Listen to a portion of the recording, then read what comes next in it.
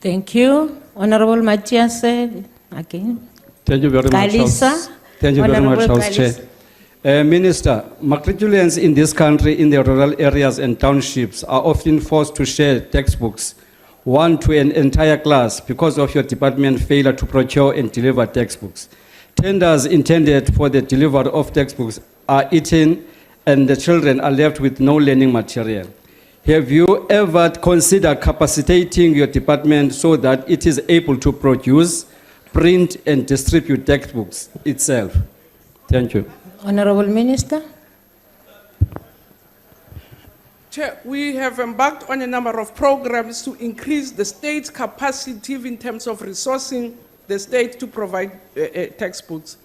We've digitized textbooks so that they are accessible also through digitization. We're working with different companies, Mr. Mathieu. For instance, the Shuttleworth Foundation has produced high-quality textbooks free for us to be able to provide quality textbooks for maths and science. The Sasol Inzalo Foundation has also employed experts to help us. So there is a program of producing state textbooks in order to ensure that we have enough supply of textbooks. So there are different methods that we're looking at, but including, because you can't exclude the private sector, they have capacity, they have long-term capacity that they've built over time, and I don't think it will be counterproductive to rule them out.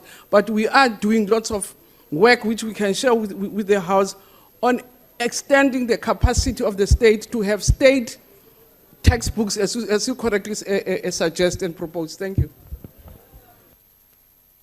Thank you, Minister.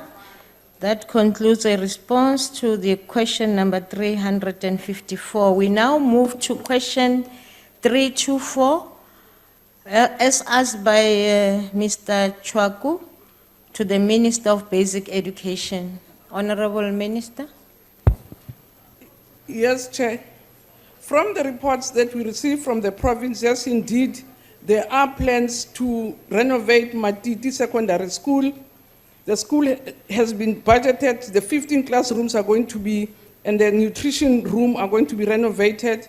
It is in their 2019-2020 financial year, so there will be work will start in 2019 for the refurbishment of that school. Thank you. Honorable Mkalipe will take charge of the question. Yes, Minister. Although we appreciate your answer, but the fact of the matter is that troubles at that school have been reported from 2014. Now is 2018, 4 years down the line.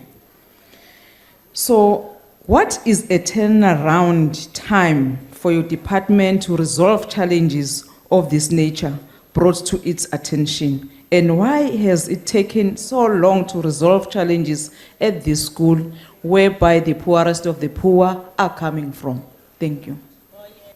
Honorable Minister. Chair, I've responded around the Matiti to say this is what the province has planned to do. But what determines when schools are built by provinces, it depends on their resources in terms of their plans. We've repeated in this House that there are huge backlogs. So, and every province could tell you what the backlogs are, they're huge. So even if you could report this in 2014, but if it's not in the pipeline or there are resources or plans to have it in 2014, there won't be a turnaround in 2014. It's dependent on the provincial plans, on their resources, but also on the fact that they will not, in between, find that they have emergencies that they have to respond to, which have not been planned for. So there's always an attempt to respond as quick as possible, but sometimes there are circumstances beyond provincial governments to be able to respond timely on matters that have been reported to them. And we've always reported that we have a big challenge around infrastructure. We've not been shy about it. It's not as if we say we're perfect in that area, but provinces are doing all they can possibly do to respond and address to challenges that are confronting them. Chairperson, I'm not satisfied by the answer from the Minister. Minister, since you tried to answer questions Honorable here, Member. you always tell us.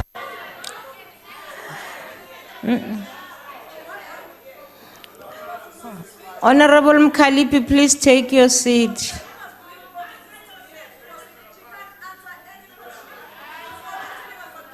Honorable Miso.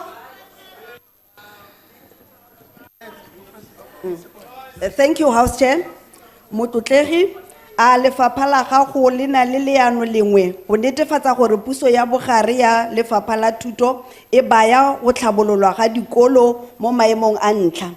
Go netefatsa fa baithuti ba nna mo dikolong e ba kgontshang go ithuta ka botlalo. Ke tla heleletsa ka seane se se reng moseka phofu wa gabo ga a swe lentswe ebile ngwana o sa leng o swela tharing ke a leboga.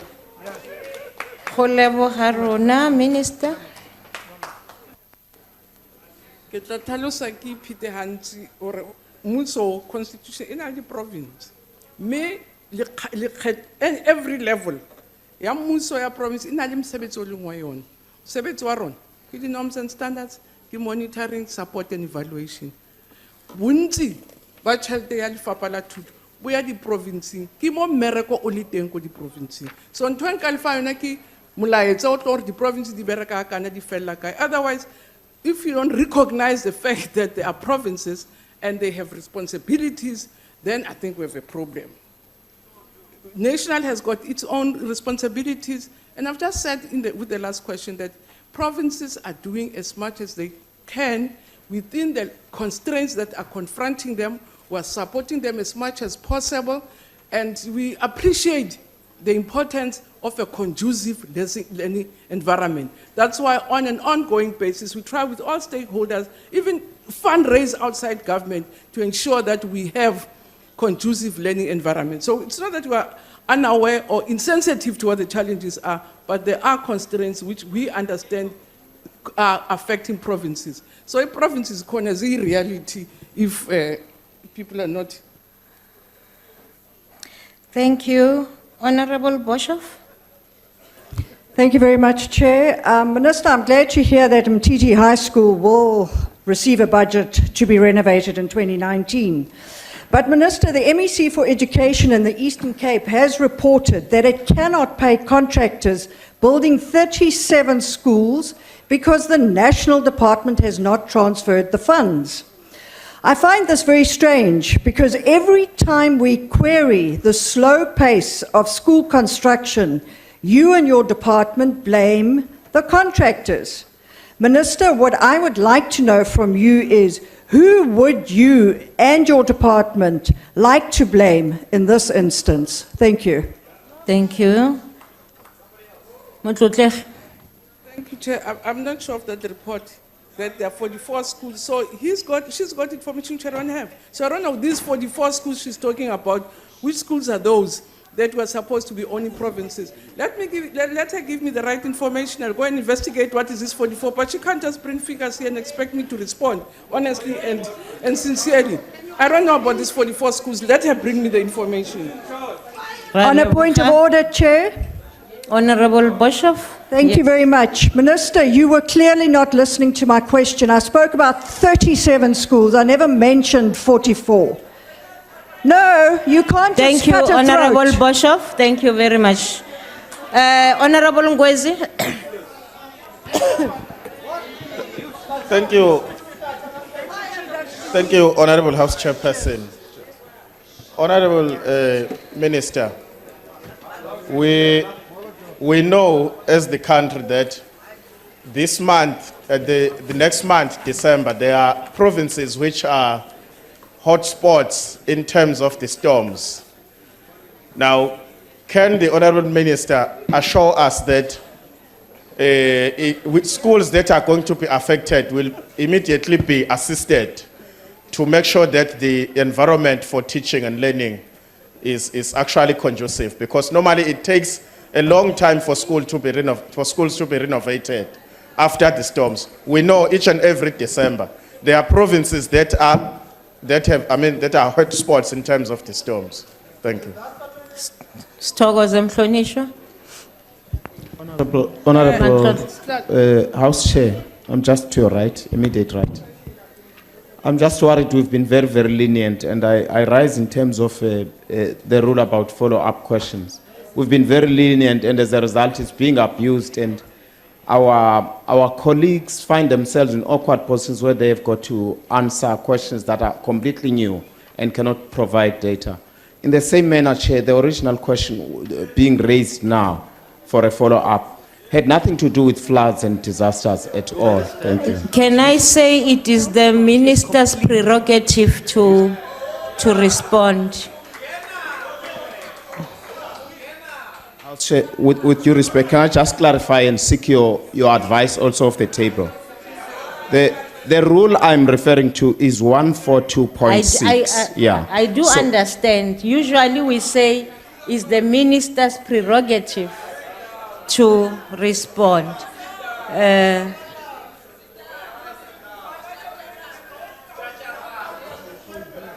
Order, honorable members. Honorable members of the EFF, can you allow the minister to Honorable,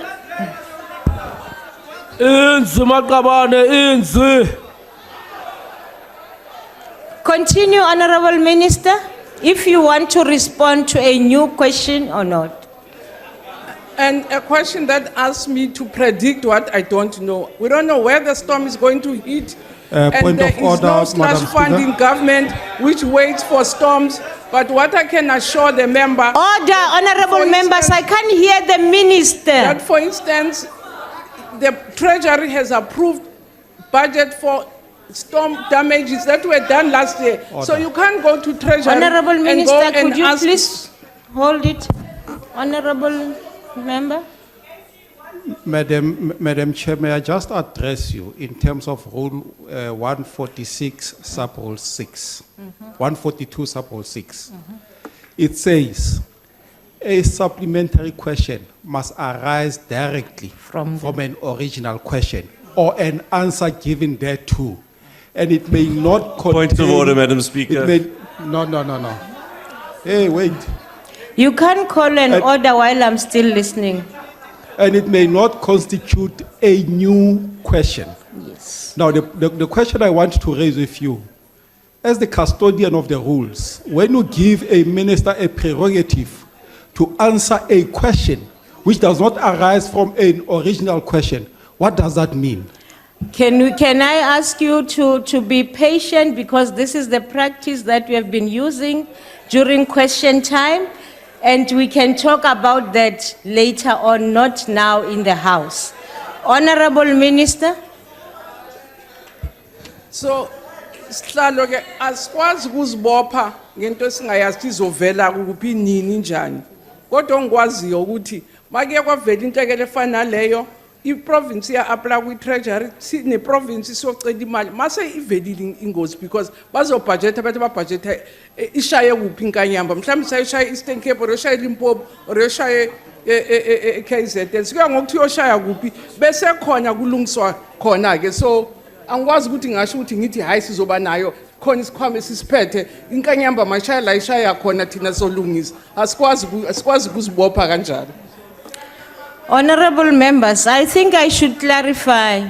I don't think you, honorable members, before we continue to the next question, this issue of a new question, it's not for me to say no, you can't ask that question.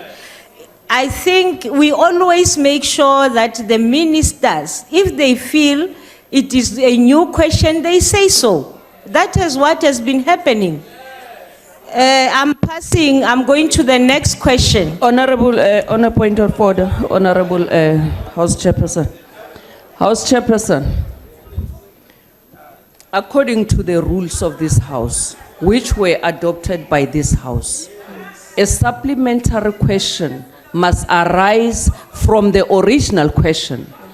And always when there is a question and answer session in the House, we always interject when there is a new question.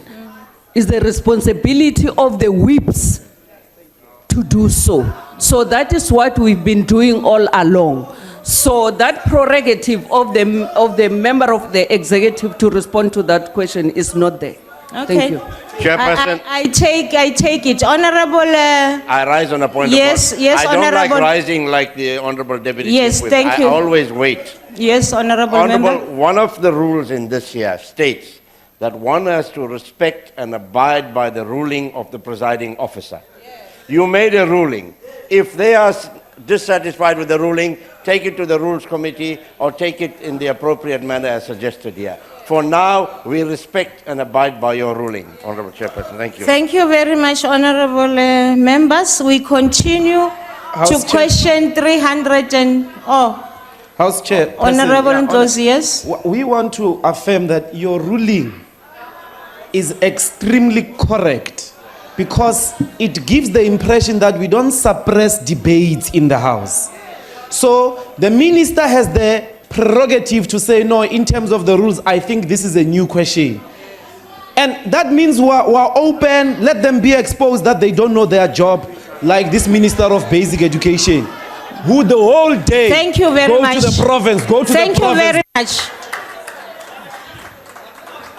We now continue to... Honorable House Chair. To question number, honorable members, I'm not going to allow us to debate the issue of this new question. It is in the rules. I agree. It is in the rules. It's a But new, as we have been, as I've ruled, I don't want to go back to that. it's a new one, House Chair. It's absolutely new one. Oh, I abide okay. by your ruling. I abide. Honorable Ndlozi, just sitting down now, says the Honorable Minister doesn't know her duty. Now, this is absolutely unparliamentary, unacceptable, and is casting aspersions. He must withdraw with immediate effect. Thank you. He has just said now. Honorable member. You are unparliamentary. Honorable Nkosi, I don't think that's how it should respond. To be honest, can I ask if you, my service, did you hear that from Honorable Nkosi? Did you hear that? Okay. Unfortunately, that was not picked, but we will look into it and I will come back with a ruling. Thank you. Point of order. Point of order. Chair, Honorable Bozoli? just to point out that in the UK House of Parliament, ministers and the President have to answer questions on any topic that happens to come Thank up. you very much. Thank you. We mollycoddle our ministers like anything. I'm not going to respond. That's not a point of order. Honorable member, we are not going to debate. Does the Honourable Bozzoli not know that That's not a point of order. I'm sorry. there's no president of the... Honorable members, unfortunately, time allocated for question has expired. Outstanding replies received will be printed on Hansard.